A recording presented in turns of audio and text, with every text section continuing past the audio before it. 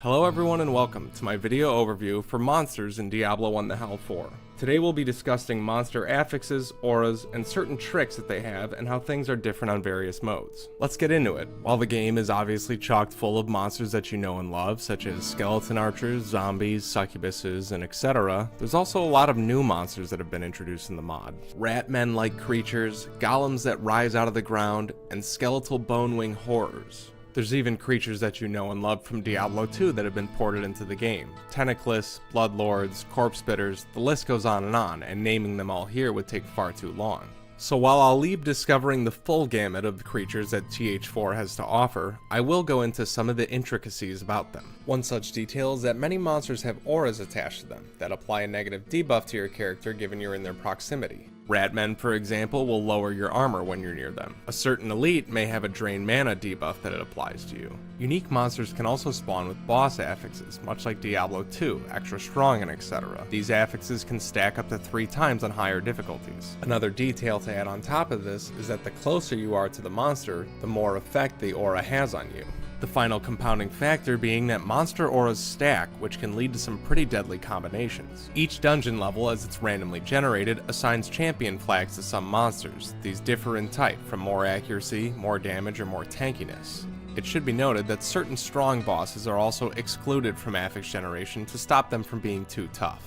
To further this, you'll find that monsters have individual weaknesses and immunities based on the difficulty you're on, the level you're on, and what the monster type is. For example, if we take a look at this fallen one, on the top bar underneath its name, it shows that it is weak to fire, lightning, and is also vulnerable to stone curse, acid, and cold damage. This is a low-level monster on the first difficulty, so it has many different elemental weaknesses and can be killed by a lot of things. As you progress in difficulty though, you'll find that these weaknesses become scarcer and scarcer, forcing you to come up with new methods to kill things. The final layer to add on top of all of this is that all monsters have a creature type, either demon, beast, or undead. This is useful information to know, because as displayed here on this weapon, you gain a bonus to beasts, but it is less effective against undead, and conversely, there's other weapons that will be more powerful against undead and less effective against beasts. Through the use of the weapon switch hotkey, which is V, you can then alter your playstyle on the fly and use the weapon that is most effective against whatever it is that you're up against. Just to make it clear, you don't have to have your inventory open to do the weapon switch, I just wanted to show the visual change here. A final note that I'd like to mention in terms of convenience and quality of life is that you won't switch to an open weapon slot that you haven't assigned a weapon to if your inventory isn't open. If your inventory is closed, you will only switch between the weapons that you have equipped in the various slots. So once again, we're looking at a very dynamic gameplay style, where whatever monsters you're up against will augment what you have to do if you want to kill them effectively. Another aspect that is sure to spice up your gameplay is that certain monster packs will have quirks to them and special tricks. For example, you see these stone golems don't actually appear visually until they're near you. Some monsters in this game have a cloaking mechanism. This can make for some pretty nasty surprises if you're walking in unaware. Another honorable mention for monster tricks is the Warper demon class, which, when hit by a spell, is able to instantly teleport to you and hit you. This can be very dangerous on caster classes when using a Nova, and suddenly you find yourself surrounded by multiple Warpers.